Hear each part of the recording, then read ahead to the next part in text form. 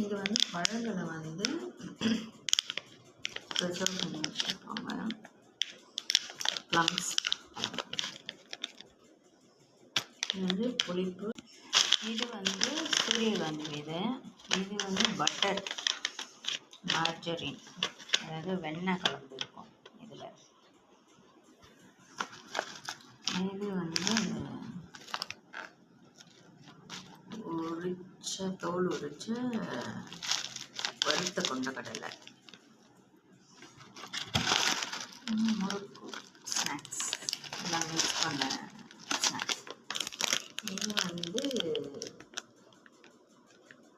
மக்காச்சோள cream வந்து இந்த பண்ணுக்குள்ளே இருக்கும். இது இன்றைய ஸ்நாக்ஸ். இதை வந்து நம்ம ஜூஸ்லாம் போடலாம். ஜூஸ் போடும்போது இது தண்ணியில் ஊற வச்சுட்டு